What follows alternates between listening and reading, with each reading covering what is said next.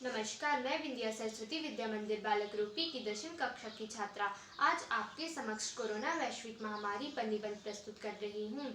Corona virus यानी कोविड-19 यह एक बहुत भयानक बीमारी है जिसका जन्म चीन के वुहान शहर से हुआ है, परंतु अब यह वायरस पूरी दुनिया में फैल चुका है। कोई भी देश इससे अछूता नहीं रहा है।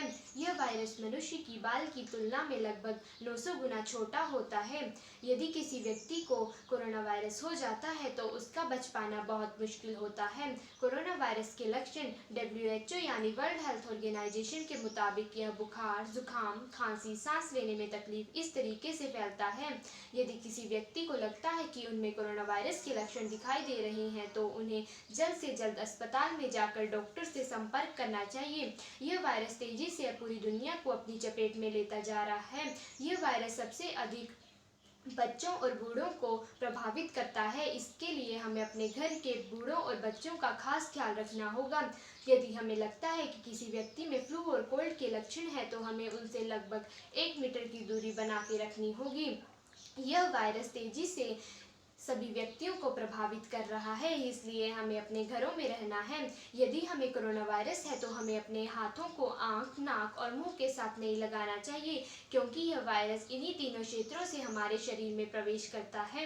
यदि हमें लगता है कि हम इस कठिन समय में अपने घर के आसपास के गरीब लोगों की मदद कर सकते हैं तो हमें उनकी मदद करनी चाहिए। हमें उन्हें मास्क एवं खाना प्रदान करके उनकी मदद करनी चाहिए। इस कठिन समय में जो हो सके हमें वह करना चाहिए। इस कठिन समय में हमें कुछ कठोर कदम भी उठाने होंगे। हमें अपने आप को स्वस्थ एवं स्वच्छ रखने के लिए अपने आप को घरों में ही रखना होगा। इस वायरस से बचने के लिए हमें घरों में रहना होगा, घर से कम बाहर जाना होगा। हमें भीड़ भाड़ वाले क्षेत्रों में जाने से बचना होगा। किसी से हाथ ना मिलाएं, किसी के संपर्क में ना जाएं। यदि किसी व्यक्ति को कोरोना वायरस होता है और वे किसी वस्तु को छूता है और अन्य व्यक्ति भी उसी वस्तु को छूता है तो उसे भी कोरोना वायरस हो जाता है।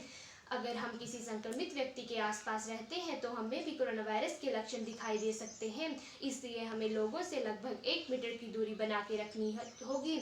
सरकार ने इस कोरोना वायरस के चलते बहुत से कठोर कदम उठाए हैं। उन्होंने पूरे विश्व में लॉकडाउन लगाया है, जो कि हमारे लिए बहुत अच्छा साबित हो रहा है।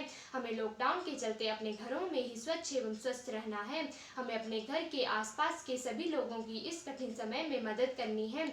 यहाँ तक कि आप सभी लोग जानते हैं कि यह वायरस विकसित से विकसित देशों में भी फैल चुका है, तो हमें इससे बचना होगा। यह वायरस अमेरिका और स्पेन जैसे विकसित देशों में भी पूरी तरीके से फैल चुका है।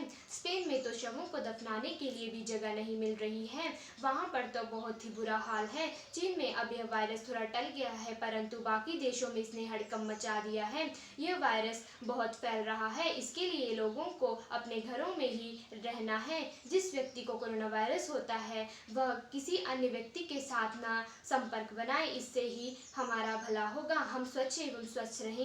लॉकडाउन के चलते हमें अपने घरों में स्वस्थ एवं स्वच्छ रहना है और अपने घर के बूढ़ों और बच्चों का खास ख्याल रखना है।